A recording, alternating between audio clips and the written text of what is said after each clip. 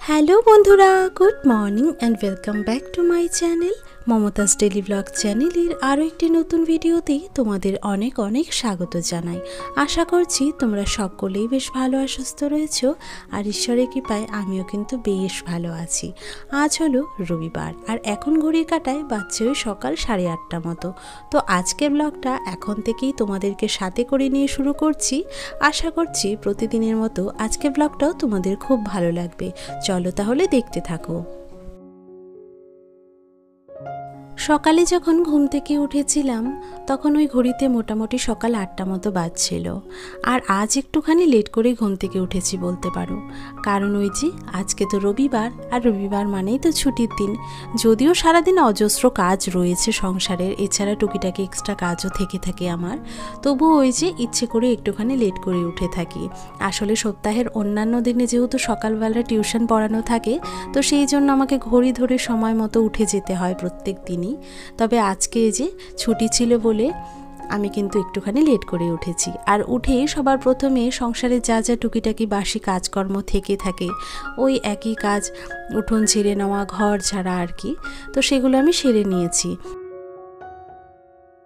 তো সকালে টুকিটাকি যা যা সংসারের বাসি কাজ থাকে আর কি, তো সেইগুলো করে নিয়ে আমি এখন চলে এসেছি বেডরুমে এসেই আমার বাসি বিছানাটাকে খুব ভালো করে ঝেড়ে আবারও কিন্তু গুছিয়ে নিয়েছি, কারণ সকালের দিকে সময় হয়নি আর একটুখানি লেট করেই ঘুম থেকে উঠেছিলাম।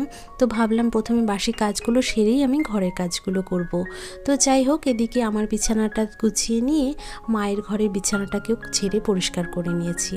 যদিও সকালে একবার ঘর ঝেড়েছিলাম, তবে এই যে বিছানা তোলার পরে একটুখানি নোংরা পড়ে মেঝেতে, তো সেই জন্য আমি প্রত্যেক দিনই বিছানা তোলার পরে কিন্তু ঘর দুটো ঝেড়ে থাকি।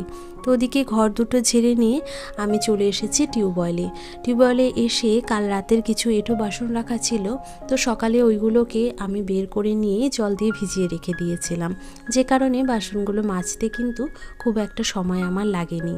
আর এই যে বাইরের দিকে যে বারান্দাটা রয়েছে, ওই বারান্দাটা একটুখানি মুছে নিয়ে তারপরে বাসনগুলো জল ঝরতে ওখানে উপর করে দিয়ে এসেছি।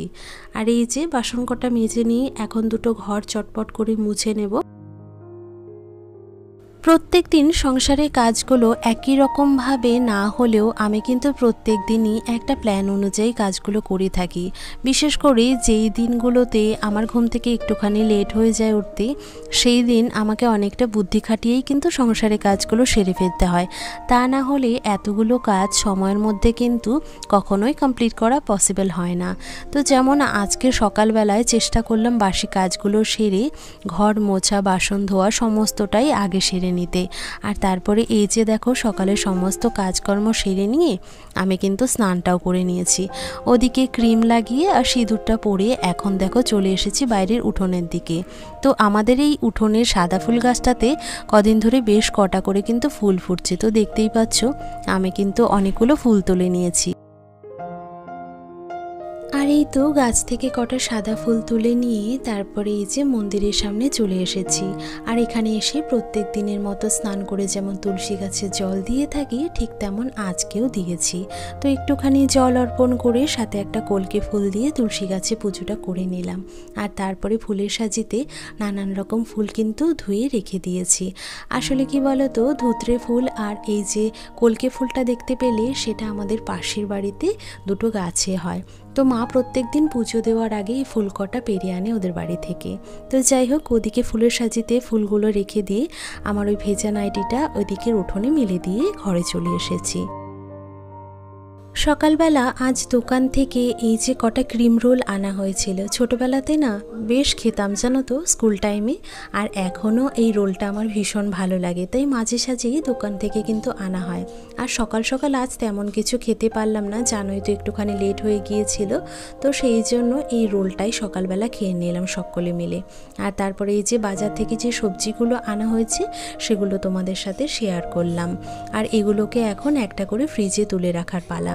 তো প্রথমেই দেখো বেগুন কটা দেখালাম, আর তার সাথে এই যে লঙ্কা কটা আনা হয়েছিল, লঙ্কার বোটাগুলো ছাড়িয়ে ঝুড়িতে রেখে দিলাম। তো এইগুলোকে পরে ভালো করে ধুয়ে পরিষ্কার করে ফ্রিজে তুলে রেখে দেবো। তার সাথে এই যে কটা পাট শাক আনা হয়েছিল সেটাকে খুব সুন্দরভাবে বেছে আমি কিন্তু ধুয়ে নিয়েছি।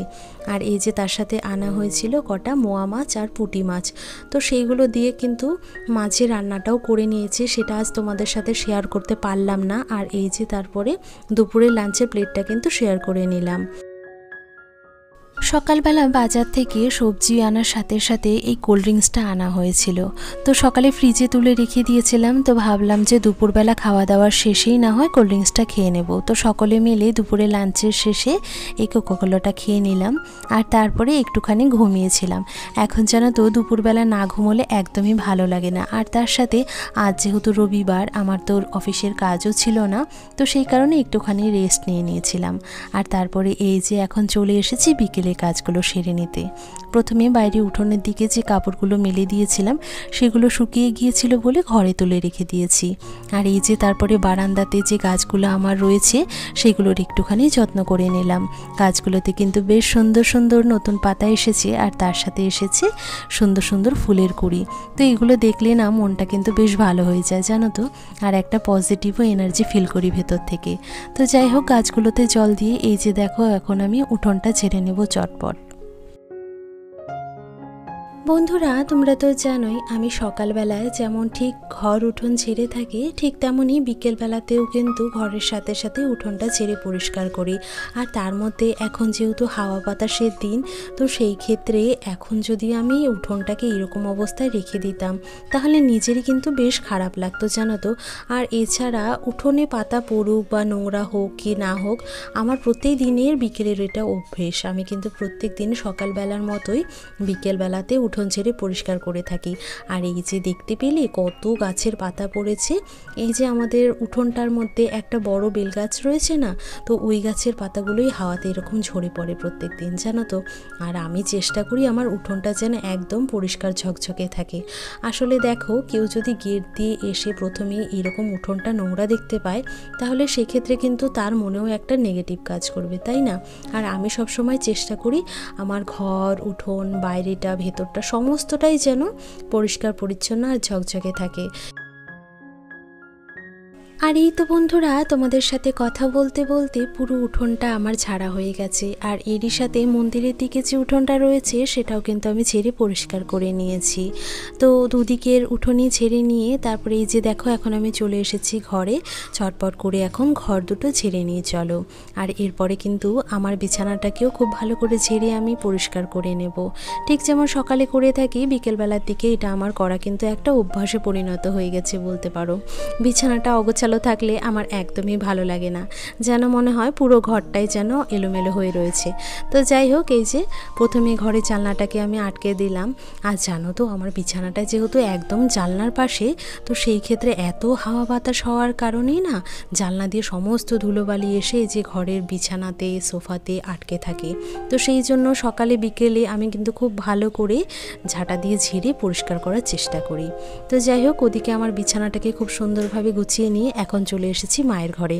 এসে প্রথমে এই জানলাটা আটকে দিলাম, তবে এই জানলাটার শেকলটা না আমি আটকাতে পারি না, এতটা পরিমাণে শক্ত হয়ে গেছে, যতই টানি সেটা কিন্তু কিছুতেই লাগে না। তো ওটা রাতে বাবা লাগিয়ে দেবে। তো যাই হোক, এই যে বিছানাটাকে গুছিয়ে নিলাম। আর তারপরে এই যে কাপড় কটা তোলা হয়েছিল না, সেগুলোকে এখন একটুখানি পাট পাট করে গুছিয়ে রাখি চলো। দেখতে দেখতেই শীতের দিনগুলো পেরিয়ে এখন কিন্তু গরমের দিন চলে এসেছে। আর শীতের ঋতুতে যেমন হাড় কাঁপানো ঠান্ডায় আমাদের সংসারে কাজগুলো করতে বড্ড অসুবিধে হচ্ছিল, গরমের দিনেও কিন্তু একটা অসুবিধে আমাদের প্রত্যেককেই ফেস করতে হয়। একটু কাজ করতে না করতে হাঁপিয়ে যাব, আর তার সাথে সাথে এতটা শরীর অস্থির লাগে না, কোনো সময় তো এমনটা মনে হয় যে না, এখন একটুখানি ফ্যানের তলায় বসি, তারপরে একটু রেস্ট নিয়ে শরীরটা ঠান্ডা হলে তারপরে আবারও সংসারের কাজে হাত লাগাবো। তবে গরমের দিনে একটা বিষয় কিন্তু আমার বেশ ভালো লাগে জানো তো, তোমরা হয়তো সেটা শুনলে একটু হাসাহাসিও করতে পারো বা অনেকে আমার সাথে একমত হতে পারো। শীতের দিনে যেমন জামা কাপড় কেচে কিন্তু একটুও শান্তি পেতাম না, একটা কাপড় শুকোতে 3 দিন লেগে যেত। তবে গরমের দিনে কিন্তু সেই বিষয়টা থেকে একটুখানি নিস্তার পাওয়া যায় বলতে পারো। যেমন রোদের তাপ থাকে, তার সাথে থাকে হাওয়া বাতাস, তো সেই জন্য জামা কাপড় কাচতে কিন্তু বেশ ভালো লাগে জানো তো। আর এই যে দেখতে পাচ্ছ, আজ কিন্তু বেশ অনেকগুলো কাপড় ধুয়ে দেওয়া হয়েছিল, তো সেইগুলো শুকিয়ে গেছে। আর এইগুলো গোছাতে গোছাতে আমার কিন্তু বেশ অনেকটাই সময় লেগে গেছে। তো যাই হোক, এই যে দেখো, দেখতে দেখতে সব কটা কাপড় কিন্তু আমার গোছানো হয়ে গেছে।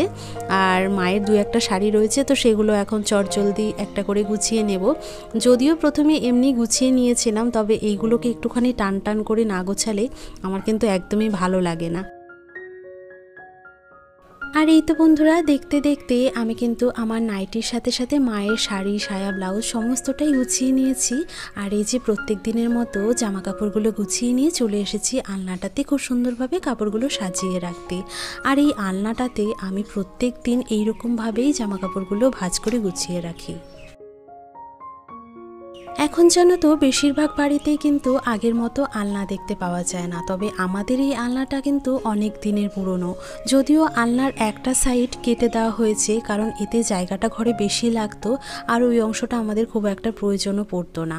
তো সেই কারণে আবারও যদি প্রয়োজন হয় তাহলে সেটা কিন্তু জোড়াও লাগিয়ে দেওয়া যাবে। সেই অংশটা স্টোর রুমে রাখা রয়েছে। আর এই যে এইটুকু জায়গার মধ্যেই কিন্তু আমার, মায়ের, ভাইয়ের, বাবার সকলের জামা কাপড়ই সুন্দরভাবে গুছিয়ে রেখে থাকি।